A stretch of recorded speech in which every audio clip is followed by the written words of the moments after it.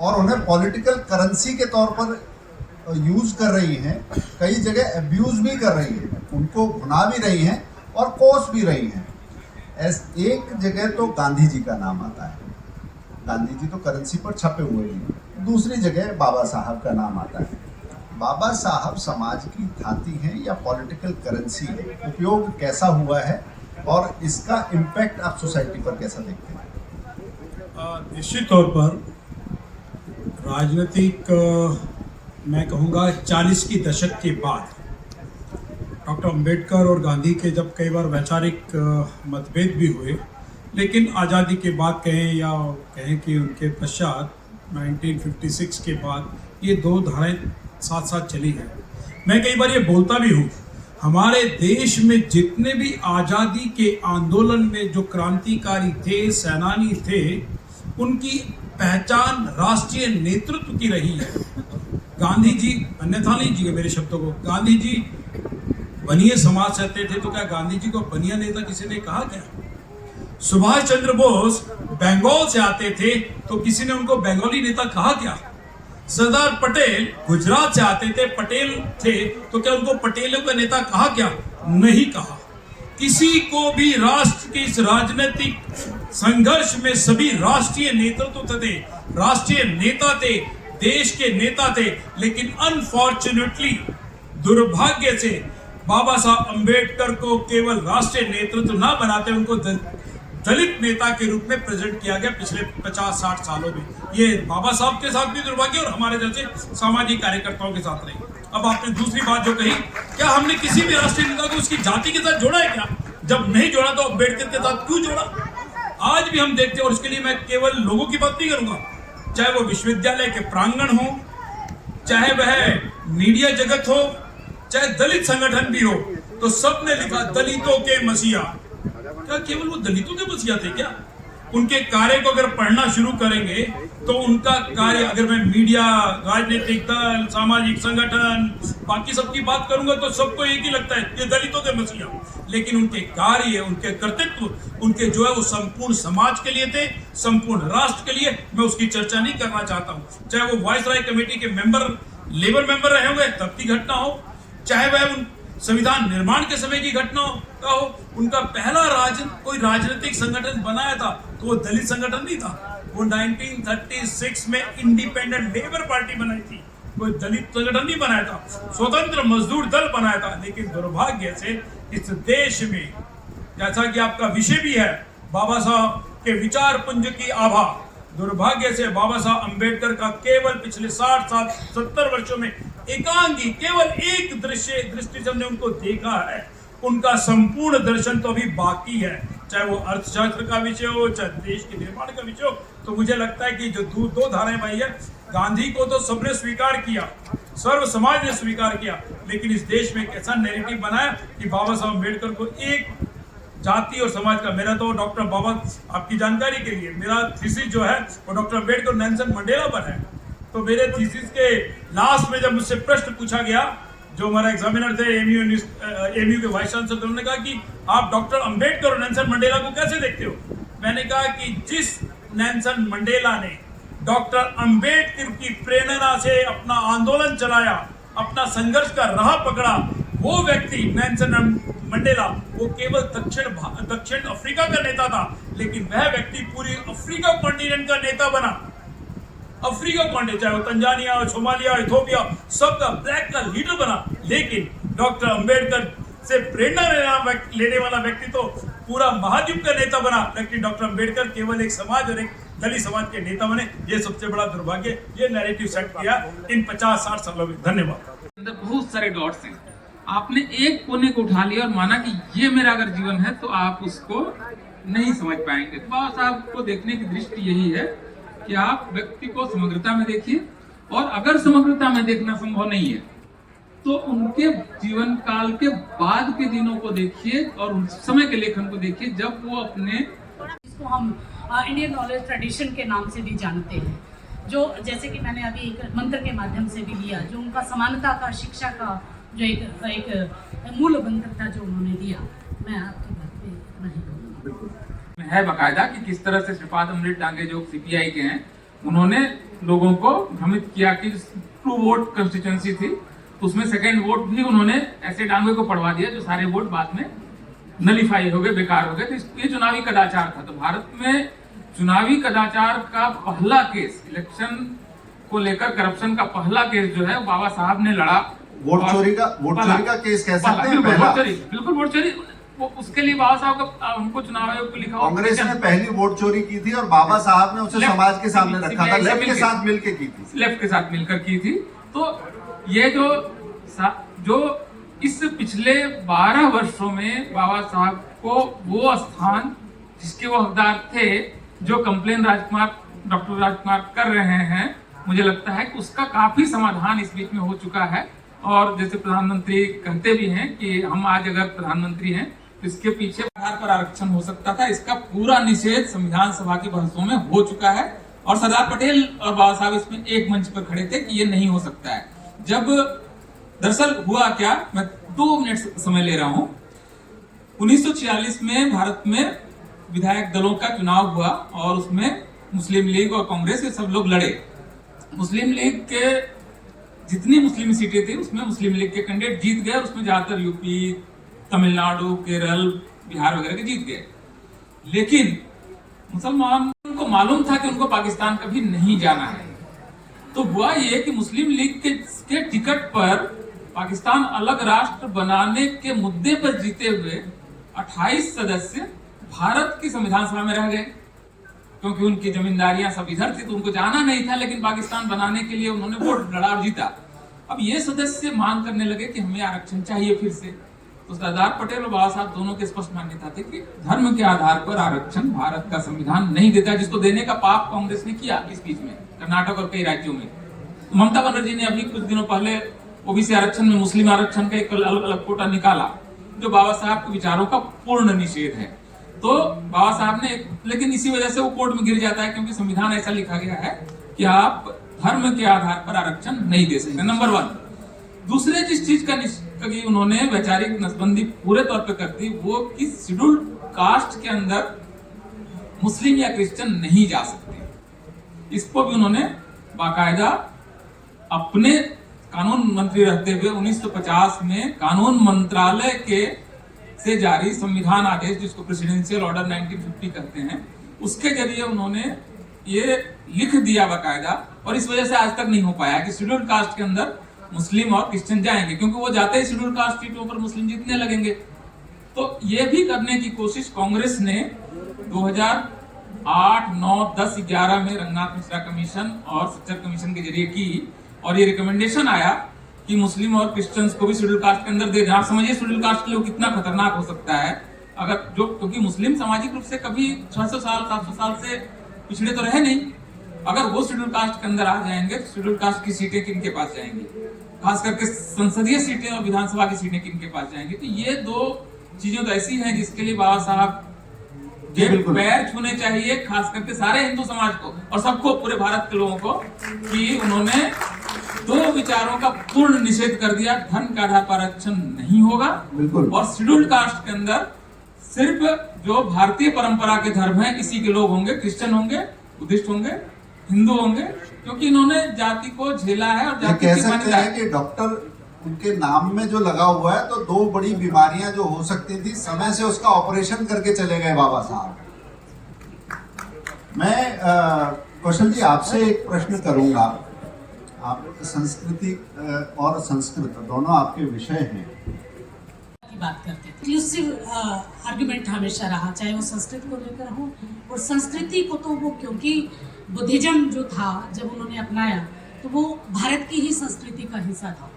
तो इससे आपकी बात का मैं ये कहूँगी कि मेरा ये मान्यता है कि संस्कृति से उनका जो जुड़ाव था, और जो जिसको हम बिल्कुल हम ये कहिए कि जो हमारे जो किन्हीं कारणों से जो भी कांड रहे होंगे, उन्होंने जब अंतिम समय में धर्म परिवर्तन की जब बात आई, चाहे वो सिख धर्म के लोगों ने उनको अप्रोच किया, मुसलमानों ने किया, हैदराबाद के निजाम ने तो उन्होंने बाकायदा चेक भेजा, पोप के लोग भी आए। उन्होंने कहा कि हम आर्थिक रूप से आपके समाज को बहुत समृद्ध करेंगे। मुस्लिम में मैं हैदराबाद निजाम की बात कर रही थी, वहाँ से तो खाली ब्लैंक चेक आया था कि आप कितनी मर्जी अमाउंट ले लीजिए। लेकिन बाबा साहब अम्बेडकर ने जो हमारी ही अपनी संस्कृति का जो बहुत महत्वपूर्ण हिस्सा था, जो एक समता, करुणा और जो सार्वभौमिक एक दृष्टिकोण, जो एक देखने का नजरिया था, वह हमारी संस्कृति में था और उस संस्कृति को ही उन्होंने अपनाया और बुद्धिज्म को ग्रहण किया। लेकिन उन्होंने उस बुद्धिज्म में भी जो दूसरा जो बुद्धिज्म था, जो थाईलैंड का या तमाम जो विदेशी बुद्धिज्म की जो परिकल्पना थी, उनकी बजाय बल्कि उन्होंने न्यू बुद्धिज्म का कंसेप्ट लेके आए, जिसमें उनकी अपनी धारणाएं थी। अंतिम समय में उन्होंने बुद्धा एंड धम्मा लिखा, जो नए बुद्धिज्म को व्याख्यायित करता था। तो मेरा ऐसा मानना है कि अगर हम संस्कृत की भी बात करें, जो आप याद कीजिए जब हम विचार पुंज की बात करते हैं, तो जब उनको बड़ौदा के महाराज के यहाँ जब उनको अपनी सेवाएं देनी थी और उनको पानी पीने के लिए चपरासी के द्वारा अलग से पानी पीने का प्रावधान रखा गया, तो उन्होंने पानी के शुद्धिकरण के लिए भी एक मंत्र बोला, जो वहां सभागार में जितने भी उपस्थित थे, उस ऑफिस में, कार्यालय में जितने उपस्थित थे, उनको नहीं पता था कि मनुस्मृति का कौन सा मंत्र है जो शुद्धिकरण की तरफ लेकर आता है।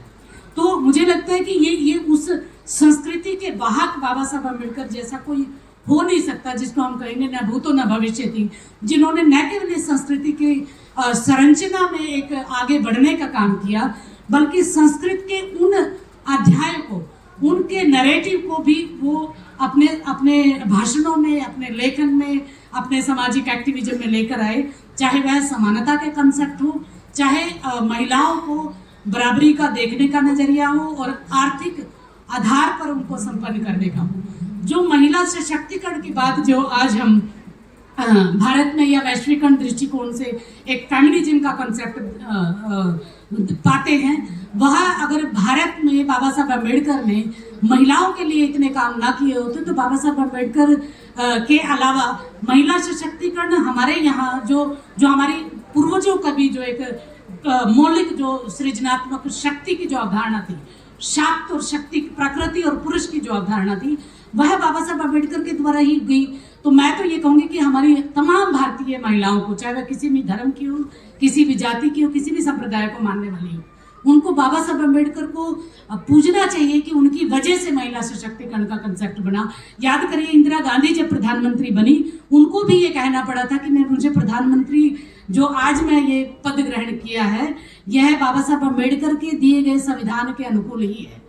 तो मेरा कोई इंदिरा गांधी के साथ कोई ज्यादा सा लगाव वाली बात नहीं है। उनके बहुत सारे डार्क कंसेप्ट है जिसको मैं बहुत खुल के विरोध करती हूँ, लेकिन बस इस कंसेप्ट को मैं इतना ही कहूंगी कि जो हमारी संस्कृति थी और जो हमारी संस्कृति से निश्रित जो ज्ञान परंपरा थी, चाहे वह आर्थिक आधार को लेकर हो, जल का शुद्धिकरण को लेकर हो। आप याद कीजिए महाड़ सत्याग्रह, जब पानी को लेकर बाबा साहब अम्बेडकर ने पूरा मूवमेंट, तालाब में पानी पीने को लेकर जो चलाया, वो वहां से ही निकला था कि कोई भी शास्त्र, कोई भी ग्रंथ, चाहे ब्राह्मण, अरण्यक, उपनिषद, वेदांग की जो परंपरा, पूरी की पूरी रामायण महाभारत की परंपरा तक अगर आप चले जाइए, वहां पर कहीं भी जो प्रकृति प्रदत्त जो चीजें हैं उन पर निषेध नहीं था। उस निषेध का ही अवलोकन करते हुए बाबा साहब अम्बेडकर ने ये कहा कि ये जो जाति जन्य जो कंसेप्ट है, ये ईश्वर प्रदत्त नहीं है, ये मनुष्य के द्वारा बनाया गया प्रावधान है। इसलिए शुद्धिकरण की बात भी मैं तो इस नजरिए से देखती हूँ। धन्यवाद। मैं कहूं कि इस्लाम के चरित्र को भी लिखा है। इस्लाम का चरित्र क्या है, मुसलमान का चरित्र क्या है, और ये कुल मिलाकर उन्होंने ये भी कहा, जब हम बाबा साहब अभी चर्चा चल रही थी हिंदू कोड बिल की, हिंदू कोड बिल में बाबा साहब ने एक बहुत अच्छी बात कही और ये क्लियर किया, प्रयास किया। हिंदू कोड बिल में उन्होंने प्रयास किया कि हिंदू कौन, तो उन्होंने स्पष्ट रूप से इस हिंदू कोड बिल के माध्यम से स्पष्ट कर दिया कि जिस संप्रदाय, जिस मत का जन्म भारत की भूमि में हुआ है, वह सभी हिंदू धर्म में सम्मिलित है, चाहे वह बौद्ध हो, चाहे जैन हो, चाहे सिख हो, चाहे अन्य कोई व्यक्ति हो। उन्होंने 3 संप्रदाय को बाहर किया, उसमें इस्लाम, क्रिश्चियन और ज्यूज को। तो मेरा कहना है कि बाबा साहब की दूरदृष्टि थी कि उन्होंने हिंदू धर्म को भी डिफाइन कर दिया और हिंदू धर्म में कौन कौन विषय आते हैं। रही बात आपने जो पाकिस्तान की बात कही, बाबा साहब अम्बेडकर इस पर निश्चित थे। कुछ लोग बाबा साहब को इस पर आरोप भी लगाते हैं कि बाबा साहब एक बात बीच में जोड़ रहा हूँ, आपने बहुत बड़ा विषय रखा है, ये विस्मृत नहीं होना चाहिए। जब बाबा साहब ये कहते हैं कि एक बड़ा अम्ब्रेला है, एक बड़ी छत है, और हिंदुत्व को इस तौर पर कहते हैं, और उसमें सिख को भी गिनते हैं, जैन को भी गिनते हैं, बौद्ध को भी गिनते हैं, तो शायद वो नानक वाली दृष्टि आ जाती है, जो बाबर को आते हुए देखकर कहते हैं खुरासान खसमान किया, हिंदुआन डराइया। वो बाकी सबको हिंदुओं के तौर पर जो नानक देख सके थे, नानक के बाद वो काम बाबा साहब कर सके। बहुत बड़ी बात है ये। जी बाबा साहब ने उस हिंदू कोड के माध्यम से पूरा डिफाइन किया है, हु इज हिंदू, हिंदू कौन है। अब रही बात, आपने पाकिस्तान की बात की, तो मैंने कहा कि कुछ लोगों का आरोप भी लगता है कि बाबा साहब ने विभाजन को स्वीकार किया, उसका समर्थन दिया, लेकिन ये अर्ध सत्य है। बाबा साहब ने कहा कि अगर विभाजन के लिए तैयार हैं तो 100% विभाजन होना चाहिए जनसंख्या का, चाहे उसके लिए 2 महीने लगे, 6 महीने लगे और 2 साल लगे। अगर उस समय नेहरू और गांधी उस जनसंख्या स्थानांतरण को विषय को नहीं रोकते, जिस प्रकार अभी मंडल साहब ने कहा कि मुस्लिम लीग जिसने पाकिस्तान निर्माण की मांग की, उसके 28 सदस्य इस भारतीय संविधान सभा के सदस्य थे जिन्होंने पाकिस्तान निर्माण किया। ये कितना बड़ा मुझे लगता है कि कष्ट और संकट का विषय, चैलेंजिंग विषय, जिन्होंने पाकिस्तान का निर्माण करने के लिए पार्टी बनाई, संगठन बनाया, उसके वो यही के यही रह गए। और यही बात बाबा साहब ने कहा, जिन्ना बंबई से जीतते थे जी, बंबई में जो उनको वोट डालते थे उनको मालूम था कि हमको पाकिस्तान नहीं जाना है, लेकिन वो जिन्ना को जिता रहे थे। तो मेरा कहना है कि 28 ऐसे मुस्लिम लीग के विधायक या जो कॉन्स्टिट्यूट असेंबली के मेंबर थे, उसमें कॉन्स्टिट्यूट असेंबली थी। बाबा साहब अम्बेडकर तो बंगाल से जीत कर आए थे, जब पार्टीशन हुआ तो वो पूर्वी पाकिस्तान, उस समय के कह सकते हैं पूर्वी पाकिस्तान में चले गए, फिर वो दोबारा चुनकर मुंबई से आए, वो एक अलग विषय है। लेकिन मेरा ये कहना है कि पाकिस्तान के निर्माण में बाबा साहब की थ्योरी आधी अधूरी लोगों को जानकारी है। बाबा साहब ने विभाजन को अगर स्वीकार किया तो इस शर्त पर स्वीकार किया कि 100% जनसंख्या का, जिनका धर्म के आधार पर विभाजन हुआ है, उसका आदान और प्रदान होना चाहिए। पाकिस्तान के सारे हिंदू भारत में आने चाहिए और भारत के सभी मुस्लिम पाकिस्तान में जाना है। अगर ये समस्या पूर्ण होती, बाबा साहब का ये सपना और सुझाव मान लिया जाता, तो आज चाहे वो बंगाल का विषय हो, चाहे वो आसाम का विषय हो, चाहे कहीं और का विषय हो, ये संकट नहीं होते। चाहे कश्मीर को हमने झेला, कश्मीर को भी झेला, तो कश्मीर बंगाल में जो नासूर पैदा हुए, बाबा साहब के विचार को अगर स्वीकार कर लेते, लेकिन उस समय के राजनीतिक नेतृत्व ने कहा, और नेहरू इसको सुलझाने के लिए एक समझौता भी किया, जिसे बोलते हैं नेहरू लियाकत समझौता। नेहरू लियाकत समझौते में हमने तो अपने यहाँ के मुसलमानों की रक्षा की, लेकिन पाकिस्तान के अंदर वहां की सरकार हिंदुओं की रक्षा नहीं कर सकी, वो 12% से कुछ और विषय पर है। मैं दिलीप जी इसी प्रश्न के अगले भाग पर आता हूँ। एक सीएल वेपर की एक प्रख्यात टिप्पणी है कि कोई बात अगर गलत बताई जाए तो अपराध है, परंतु अगर वो अधूरी बताई जाए तो 2 गुना अपराध है। बाबा साहब के बारे में यही अपराध जब करते हैं लोग और उस पर सेकुलरिज्म का मुलम्मा चढ़ाते हैं, बाबा साहब इस सेकुलरिज्म को कैसे देखते हैं? अगर बाबा साहब की नजर से सेकुलरिज्म की परख करनी हो तो आप कैसे करेंगे? देखिए बाबा साहब, क्योंकि उनकी ट्रेनिंग जो है, एजुकेशन जो उनकी है, वो पश्चिम से उन्होंने काफी कुछ लिया, और इस वजह से वो इस बात से बहुत अच्छे से वाकिफ थे कि सेकुलरिज्म जो है एक राजनीतिक विचार के रूप में किस तरह से फ्रांस की क्रांति से निकला, और वो राज्य और धर्म का को अलग अलग रहना चाहिए, इसको वो इंडोर्स भी करते हैं। लेकिन धर्म जो वो है, जो उस अर्थ में नहीं जिस अर्थ में भारत में धर्म का इस्तेमाल होता है। जैसा मैंने कहा था, और जीवन पर हाँ, वो हमारे लिए स्वभाव भी है कि मतलब पानी का स्वभाव है भिगा देना, मतलब पानी का धर्म क्या है? भिगा देना, मतलब आग का धर्म है जला देना। तो हम धर्म को बहुत अलग अर्थ में इस्तेमाल करते हैं। धर्म की हमारी व्याप्ति किसी अब्राहमिक रिलीजन की तरह नहीं है, जो पूरी अपने व्यवस्थाओं को एक पुस्तक वगैरह से बांध देती है। वो हमारी व्याख्याएं नहीं है, हमारी, हम पुस्तकों के वाले देश हैं, पुस्तक के देश नहीं है। मैं यहीं पे जरा कुछ जोड़ देता हूँ इस बात को। बहुत बड़ी बात कही है दिलीप जी ने कि धर्म की हमारी व्याख्या को अगर हम देखेंगे, शायद हम प्रश्न करना भूल जाते हैं। पत्नी हमारी है, मगर हम परिचय कराते हैं कि कितनी, कौन है? धर्म पत्नी है। हाँ, जैसे उसके प्रति मेरा धर्म है कुछ। Yes. जहां पर हम वजन तोलते हैं उसको भी हम कहते हैं धर्म कांटा है, और जहां पर जाकर रुकते हैं वहां कोई धर्म नाम का नहीं रुकता, मगर उसका नाम इस समाज ने रखा धर्मशाला। इसलिए धर्म की जो हमारी दृष्टि है, उसका जो व्याप है, वो बाबा साहब ने समझा था। शायद राजनीति उसे नहीं समझ पाई, अपनी तरह से व्याख्या करती रही। जी, तो बाबा साहब ने सेक्युलरिज्म को किस तरह से समझा, इसकी देखिए व्याख्याएं हो सकती है, क्योंकि लंबा लेखन है, कई लाख शब्द हैं, तो आप उसमें से कोई टुकड़ा निकालकर कोई व्याख्या कर सकते हैं। बाबा साहब की धर्म की व्याख्या, मैं अंतिम व्याख्या उसको मानता हूं जिसकी व्याख्या उन्होंने संविधान में की है, और चूंकि ड्राफ्टिंग कमेटी के चेयरमैन थे, उनका ही ड्राफ्ट फाइनली अप्रूव हुआ, तो इसलिए उन्होंने धर्म की जो व्याख्या की है वही उनकी, मैं मानूंगा कि उनकी निर्णायक व्याख्या, मतलब बाबा साहब की धर्म और सेक्युलरिज्म पर क्या व्याख्या है उसी से समझना पड़ेगा। तो उसमें उन्होंने जैसे आर्टिकल 14 में उन्होंने कहा कि जो कानून के नजरों में सभी धर्म, जाति, लिंग के लोग, भाषा के लोग समान होंगे, तो ये उनके सेक्युलरिज्म की पहली परिभाषा है। दूसरी परिभाषा उनका जो है, जो आर्टिकल 15 है कि अवसरों की समानता होगी, इसमें भी धर्म, जाति के आधार पर कोई भेदभाव नहीं होगा। इसके अलावा 25 से लेकर 28 तक में उन्होंने बाकी चीजें कही हैं कि धर्म को मानने की आजादी होगी, इवन माइनॉरिटीज के राइट्स होंगे। लेकिन बाबा साहब का ड्राफ्ट किया हुआ संविधान, उसके प्रस्तावना में धर्मनिरपेक्ष शब्द नहीं है,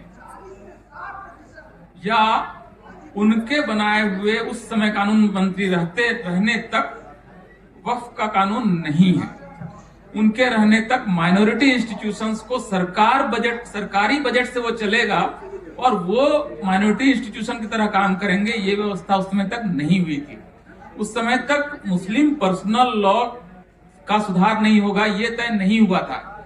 तो बाबा साहब जो धर्मनिरपेक्षता का फ्रेम बना के गए थे, उस पूरे फ्रेम को कांग्रेस ने अगले 10 साल के अंदर में पूरी तरह से तहस नहस कर दिया, और उसके बाद आते आते रही सही कसर, ये जो मनमोहन सिंह सोनिया के कार्यकाल में आते आते उसमें माइनॉरिटी अफेयर्स मिनिस्ट्री बन गई, माइनॉरिटी कमीशन बन गया, उससे ठीक पहले हज की सब्सिडी दी जाने लगी। आप जो बिंदु बता रहे हैं, अगर हम इसी को कहें कि बाबा साहब वास्तव में इस संस्कृति के अनुरूप एक लिबरल, एक उदार फ्रेमवर्क दे गए थे, जिसे बाद में कट्टरपंथी लाइन पर ले जाने का काम राजनीति ने किया। बल्कि मैं तो उसके लिए मेरे शब्द बहुत सोच समझ के मैं इसको बोल रहा हूँ कि बाबा साहब ने एक सेकुलर संविधान हमें दिया था, जिसको एक मजहबी विधान में बदल दिया गया बाद के दिनों में, थ्रू वेरियस चीज, कई सारी चीजों के जरिए। उसमें मुस्लिमों का अलग पर्सनल लॉ होगा।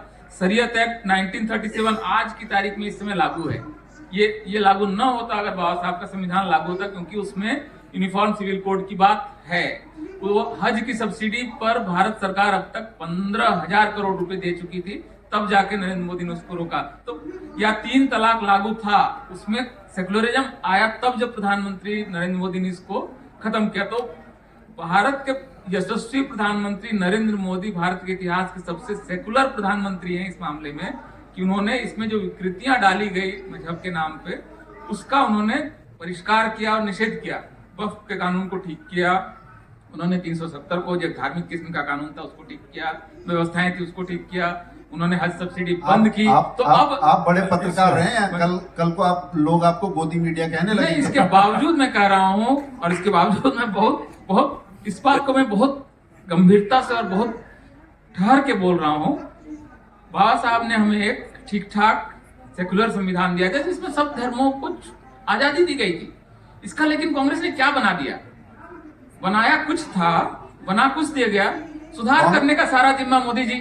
कांग्रेस ने बाबा साहब के संविधान को कट्टरपंथी बनाया, बिल्कुल कट्टरपंथी बनाया। नरेंद्र मोदी ने उसे सेकुलर बनाया। फिर से दोबारा उन्होंने मूल स्वरूप की तरफ ले जाने का ऐतिहासिक दायित्व और ऐतिहासिक सौभाग्य प्राप्त हो रहा है नरेंद्र मोदी को। वो 1950 का जो संविधान था, ये भारत के संविधान को वापस वहां पर ले जा रहे हैं, और कई सारे संशोधन हो चुके हैं, और हम लोग अपने समय में प्रधानमंत्री के कार्यकाल में कुछ और संशोधन को होता हुआ देखेंगे, जिससे ये संविधान मूल 1950 के उस संविधान की तरह दिखने लगेगा जैसा वो था।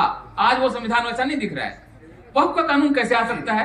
कोई एक सेकुलर देश में वक्फ का कानून कैसे आएगा? आप माइनॉरिटी स्कॉलरशिप कैसे देंगे? आप गरीबों की स्कॉलरशिप दीजिए, जो वंचित जातियां हैं, समुदाय हैं, उनको दीजिए। आप धर्म के आधार पर स्कॉलरशिप देंगे, धर्म के आधार पर आप मदरसा बोर्ड बनाएंगे और वो मदरसे में इमाम बनाना सिखाएंगे और इसके लिए सरकार पैसे देगी। ये सेकुलरिज्म है, ये सब ठीक होगा। और ये ठीक मैं कामना करता हूं, मैं सरकार की तरफ से नहीं बोल रहा हूं, बोल भी नहीं सकता हूं। मैं कामना करता हूं कि ये संविधान वापस 1950 की तरफ देखेगा और मूल स्वरूप में आएगा, जिसमें कि तमाम विकृतियां हाल के वर्षों में, बाद के वर्षों में डाल दी गई। ये अच्छा खासा संविधान होगा। और दूसरी एक दो लाइन में शायद हमारा ये मतलब या आखिरी वक्तव्य के लिए समय है, तो मैं इसको होल्ड करता हूं। कर सकते ठीक हैं। है, ठीक है, तो उसको उसमें